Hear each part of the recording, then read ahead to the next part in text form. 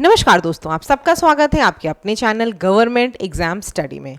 मुझे उम्मीद है कि आप सभी अपनी परीक्षाओं की बहुत बेहतरीन ढंग से तैयारी कर रहे होंगे। आज दोस्तों एक क्वेश्चन लगातार हर जगह आप लोग मुझसे पूछ रहे थे, उसी को लेकर इस वीडियो को बनाने जा रही हूँ।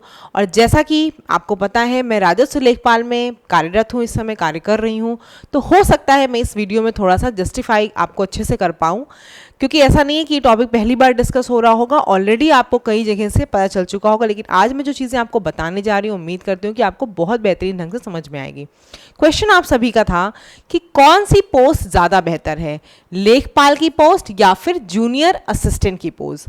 तो देखो दोनों जगह पहले बता दूं, ये जितनी चीज़ें मैं बताऊंगी बॉयज़ एंड गर्ल्स दोनों के हिसाब से, क्योंकि दोनों जगह आप सभी लोग वर्क कर रहे हो, तो उन दोनों के अकॉर्डिंग मैं चीज़ों को बताऊंगी। और उसके पहले मैं आपसे कहूँगी ये देखो दोस्तों कि देखो ये चीज़ें तब आती हैं जब आपके पास ऑलरेडी जॉब हो, किसी के पास ऑलरेडी कहीं है, मान लो जूनियर असिस्टेंट में हो या लेखपाल में हो, आप स्विच करना चाहते हो, या फिर ऐसा है कि आपके पता है कि दोनों एग्जाम में मेरा सिलेक्शन है तो मैं कौन सी सेलेक्ट करूं, तब तो ये चीज़ें होती हैं। अदरवाइज आपको पता है इस समय बेरोजगारी का ऐसा दौर चल रहा है कि जो रोजगार आपके सामने हो, मैं आपसे ये कहना चाहूँगी कि आप उसकी बहुत बेहतरीन ढंग से तैयारी करना। सारी नौकरियां आपको पता है कि बहुत बेहतरीन है, सरकारी नौकरी आपको पता है सब अच्छी होती हैं। क्या क्या डिफरेंट चीज़ें वो मैं यहाँ बताऊंगी। जैसा कि आप सभी को पता है 5512 आपकी जूनियर असिस्टेंट की वैकेंसी अभी इस समय चल रही है, मतलब अभी हुआ नहीं है एग्ज़ाम, इसका होने वाला है। हालांकि अभी एग्ज़ाम होने में समय है, इसीलिए अभी भी अगर आपने पढ़ाई नहीं की है तो ज़रूर कर लो। मुझे लगता है एलिजिबिलिटी तो इतनी कम नंबर गई है कि काफ़ी लोग एलिजिबल हो गए। चैनल पर आपको कंप्यूटर, क्योंकि वही एक चीज़ आपका है जो नया है, कंप्यूटर पढ़ाई जा चुकी है, कंप्यूटर की PDF भी आपको दिए जा रहे हैं। अगर किसी को भी इसमें कंप्यूटर PDF लेना है तो 8957215956 इस पर आप व्हाट्सएप करके पता कर सकते हो। प्लस दोस्तों आपको सिर्फ और सिर्फ 100 रुपीज़ गूगल पे या फिर फ़ोन पे के माध्यम से इसी नंबर पे पेमेंट करना है और उसको व्हाट्सएप पे शेयर कर देना है। आपको कंप्लीट UPGK की PDF और कंप्यूटर की PDF मिल जाएगी। ठीक है, ये मैंने आपको जूनियर असिस्टेंट क्योंकि होने वाला है इसके लिए बता दिया। और दूसरी चीज़ देखो दोस्तों, लेखपाल हो सकता है कुछ लोगों ने पेट के थ्रू परीक्षाएं होती हैं, कुछ लोगों ने जूनियर असिस्टेंट का पेपर ना दिया हो पेट का, तो लेखपाल की अभी आने वाली वैकेंसी आप उसकी तैयारी में अभी से जुट सकते हो। बहुत से लोग मुझसे लगातार सिलेबस पूछते हो, तो देखो सिलेबस अगर कुछ चेंज भी होगा, मैं हर बार कहती हूँ आपको हिंदी, GS, रीजनिंग ये तो हमेशा पढ़नी हो कि वो हर जगह आ ही रही है, तो उसको अपना बुक उठा के पढ़ना शुरू कर दो। ठीक है, अब हम मुद्दे पे आ जाते हैं कि कौन सी बेस्ट है। तो देखो बेस्ट मैं नहीं बताऊंगी, मैं सारे इसके जो भी फायदे नुकसान है सब बता दूंगी। अब ये आपको तय करना है कि आपको कैसी जॉब चाहिए, क्या चीज़ें चाहिए। सबसे पहले बात कर दें एलिजिबिलिटी की, तो देखो लेखपाल में सिर्फ 12th मांगा गया है। इसके पहले अभी जब हम लोग का सिलेक्शन हुआ है तो CCC नहीं मांगा गया था। इसके पहले जब बैच में सिलेक्शन हुआ तो CCC मांगा गया था। तो CCC अगर मांग भी लेंगे तो समझ लो कि लेखपाल में 12th और CCC ही खाली रिक्वायरमेंट है। यहाँ अगर बात कर लें जूनियर असिस्टेंट में तो आपको 12th, CCC प्लस हिंदी और इंग्लिश दोनों की टाइपिंग आनी चाहिए, क्योंकि यहाँ सिर्फ आपका एग्जाम होता है, आपको उसका सिलेक्शन हो जाता है। जूनियर असिस्टेंट में आपका एग्जाम होता है, उसके बाद आपकी टाइपिंग टेस्ट होती है, फिर आपका सिलेक्शन होता है। तो प्रोसेस समझ में आ गया एलिजिबिलिटी का। अगला देख लो, एज दोनों जगह वही है आपकी 18 से 40, 18 से 40 दोनों को आपका UPSSC ही कराता है। अभी आजकल पेट से परीक्षाएं होने लगी हैं, तो दोनों अगर आपका पेट, क्योंकि अभी आगे कंटिन्यू रहेगा कि नहीं, क्योंकि सब लोग चाहते हैं कि पेट हट जाए, तो अगर ऐसा कुछ होता है तब भी आपका आयोग ही कराएगा UPSSC, अदरवाइज पेट के थ्रू ही दोनों परीक्षाएं आएंगी। आगे देख लो, डिपार्टमेंट की बात कर लें तो लेखपाल में राजस्व लेखपाल के ही पद इस समय आ रहे हैं। अभी जो आपकी भर्ती आगे आएगी वो भी राजस्व लेखपाल की आएगी। तो ये डिपार्टमेंट आपका कौन सा है, राजस्व विभाग है, जहां आप काम करने वाले हो। जूनियर असिस्टेंट की बात कर लें दोस्तों तो सिंपल सी लैंग्वेज में जिसको आप बोलते हो ना, क्लरिकल काम जो होता है, बाबू जिसे बोलते थे हम लोग, गाँव वगैरह में आप जाओ तो बोलते हैं बाबू का, शादी वगैरह किसी की होती है बोलते हैं लड़का बाबू है, तो ये वो आपका वही वाली जॉब है। डिपार्टमेंट लगभग यहाँ दोस्तों देखो 93 लगभग विभाग है, जैसे आपका स्वास्थ्य विभाग है, शिक्षा विभाग है, आपका ट्रांसपोर्ट विभाग है, इसमें परिवहन विभाग है, आपका इसमें समाज कल्याण विभाग है, मतलब और भी बहुत ढेर सारे विभाग है। ठीक है, यहाँ पर अब देख लो, बात कर लें हम लोग दोस्तों ग्रेड पे की, तो देखो दोनों की ग्रेड पे मोर और लेस बराबर ही है, 2000 ग्रेड पे दोनों पे है। अब बात अगर कर लें सैलरी की, तो कुछ पैसे आपके लेखपाल में ज़्यादा आते हैं, कुछ आपकी सैलरी स्टेशनरी वगैरह का भत्ता आपको दिया जाता है जो जूनियर असिस्टेंट में नहीं मिलता है। तो उससे कोई खास फर्क नहीं पड़ना कि दोनों आपकी, आप अगर शहर में हो तो जयचारे वगैरह जो चीज़ें मिलनी है वो दोनों की बिल्कुल सेम है। ठीक है, आगे बात कर लो नेचर ऑफ जॉब। तो देखो लेखपाल, आप में से काफ़ी लोग होंगे, मुझे जो पता है गांव से रिलेटेड होगे, तो आप जानते होगे लेखपाल का क्या क्या काम है। जितना भी आपको पता है, आपका आय, जाति, निवास प्रमाण पत्र, EWS सर्टिफिकेट है, जमीन से रिलेटेड कोई भी आपका मामला है, कुछ भी दिक्कत है, वो सब किसके पास है, विरासत वगैरह का काम होता है, और भी कई काम हैं। और सबसे बड़ी बात यह है कि पहले तो लेखपाल का काम सिर्फ फील्ड का होता था, अपना उसका रजिस्टर होता था, उसे मेंटेन करता था। अब आपको सारी चीज़ें ऑनलाइन भी करनी है, खसरा फीडिंग होती है, घरौनी फीडिंग होती है, और जो भी आपकी योजनाएं आती है, स्वामित्व योजना आई, उन सब की भी चीज़ों की फीडिंग होती रहती है। तो यानी यहाँ पे देखो, नो डाउट लेखपाल पे वर्क प्रेशर बहुत ज़्यादा होता है। यहाँ पे आपको फील्ड प्लस ऑफिस दोनों को लेकर चलना होता है। अगर हम बात कर ले उस जगह जूनियर असिस्टेंट की, तो ये सिर्फ आपकी ऑफिस जॉब है। ठीक है, आपकी 9 to 5 की है, जो भी आपकी टाइमिंग होगी उसके अकॉर्डिंग ये आपकी ऑफिस जॉब होती है। तो यहाँ पे अगर हम बात कर ले दोस्तों, तो ऐसा नहीं है कि ये जॉब नहीं कर पा रहे, लड़कियां सब अच्छे आराम से कर भी रही हैं। आपको बस बेसिकली ये है कि मैनेज करना चीज़ों को आना चाहिए। यहाँ पर दोस्तों एक चीज़ सबसे इंपॉर्टेंट जो है, आपको पता है कि लेखपाल में पब्लिक डीलिंग होती है। तो पब्लिक डीलिंग में आपको बात करनी है पब्लिक से, क्योंकि समस्या का कोई समाधान अगर आपसे चाहता है तो आप उसकी बातों को सुन के समझ लो, उसे कन्विंस कर सको, वो बहुत ज़रूरी चीज़ है। यहाँ पे तो आपको क्या करना है, जो आपका रूटीन का काम होगा वो करना है। और कई बार काम यहाँ बहुत कम होता है, कई बार काफ़ी ज़्यादा। यहाँ भी देखो, पैसा तो हर जगह आपको पता है नौकरी तभी मिलेगा जब काम करोगे। हालांकि यहाँ पे थोड़ा सा वर्क प्रेशर अगर कंपेयर करोगे लेखपाल से तो कम होता है। ठीक है, छुट्टियों की बात करें हम, तो देखो यहाँ पे क्या, अगर आप हेडक्वार्टर वगैरह में पोस्ट हो गए, आपको पोस्टिंग मिल गई हेडक्वार्टर वगैरह में जूनियर असिस्टेंट में, तो सैटरडे संडे दोनों ऑफ हो जाता है। यहाँ अगर बात करें लेखपाल की दोस्तों, तो यहाँ जो सैटरडे है आपका, वो तो बिल्कुल बंद नहीं होता, क्योंकि सैटरडे को क्या होता है, ऑल्टरनेट सैटरडेज को यहाँ पे आपके तहसील दिवस होता है और थाना दिवस होता है। तो यहाँ सैटरडे भी आपको जाना होता है, प्रॉब्लम सुलझानी होती है।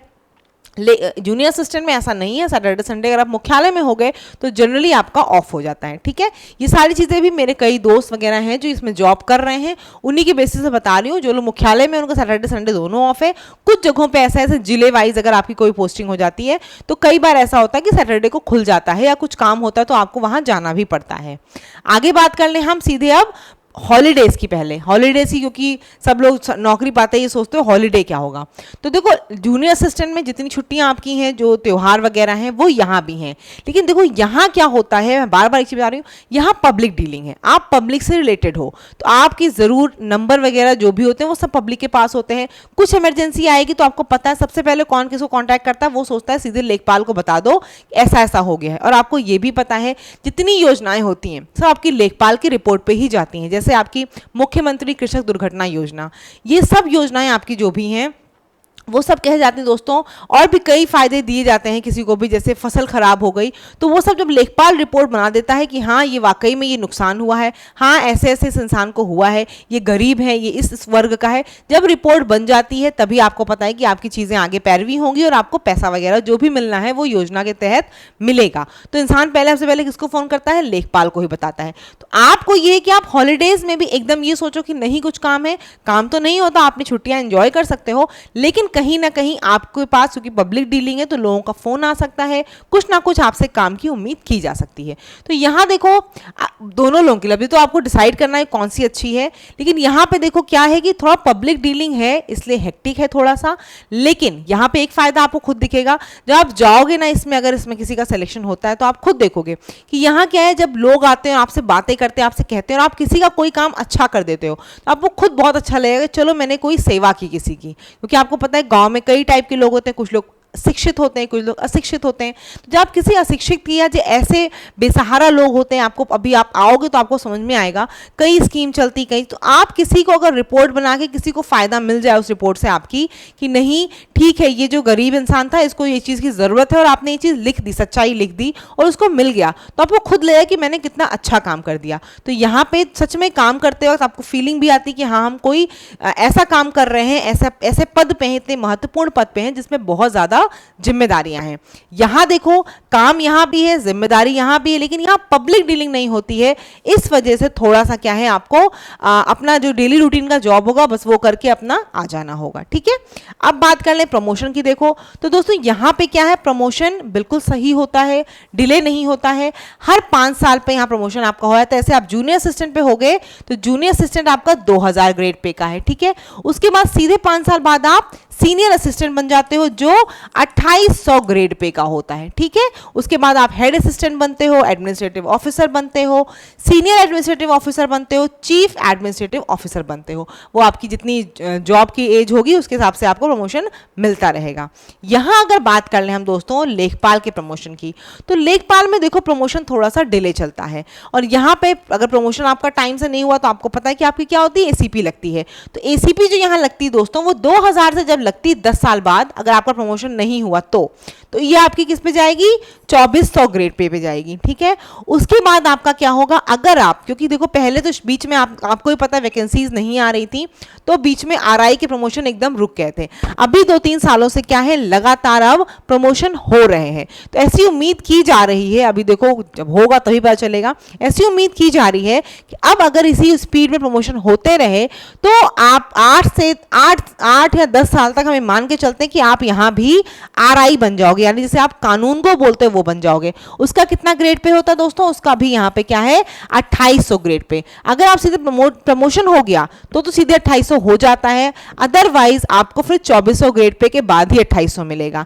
जबकि यहाँ क्या है आपका दोस्तों, आपको पता है आप सीधे 2800 पे आ जाते हो। ठीक है, यहाँ पे इसके बाद फायदा देखो, आरआई तक देखो प्रमोशन होना तो डिफिकल्ट है, लेकिन आरआई के बाद बहुत जल्दी जल्दी प्रमोशन होता है। आप अगर सही टाइम पे आरआई बन गए, ठीक है, कानून को बन गए, तो उसके बाद आप सीधे दोस्तों क्या बनते हो, नायब तहसीलदार, जो कि आपको पता है पीसीएस का पद है। तो एक जो बहुत बड़ा फायदा यहाँ आपको दिखेगा इस नौकरी में वो यही, आप किसी विभाग में और जाओगे 5-6 स्टेप के बाद आपको वो रैंक मिलती है जो पीसीएस के इक्विवेलेंट है। यहाँ सिर्फ आपका 2 प्रमोशन होना है और आप सीधे पीसीएस के इक्विवेलेंट हो जाओगे, यानी लेखपाल के बाद आरआई और आरआई के बाद सीधे आप नायब तहसीलदार बन जाओगे।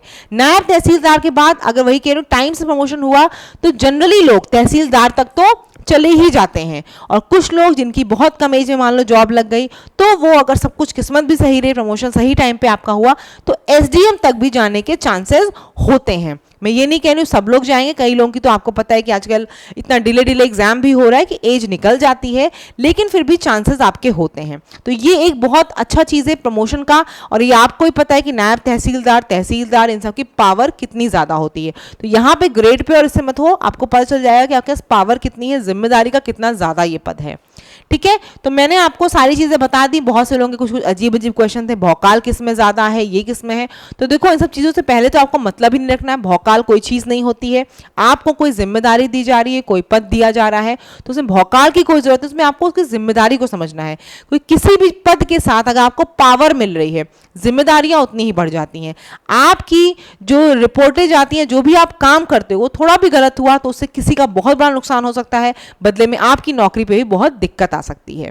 तो दोनों का मैंने देखो आपको प्रोज एंड कॉन्स बता दिया, इसकी भी सारी चीज़ें बता दी, क्या क्या एलिजिबिलिटी है, कैसे कैसे आपका सिलेक्शन होगा, क्योंकि ये वाला अभी आपका आने वाला है।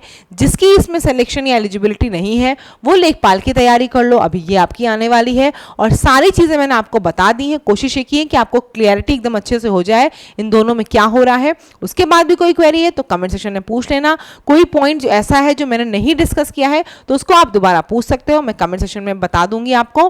प्लस नहीं तो वीडियो बना के ले आऊंगी।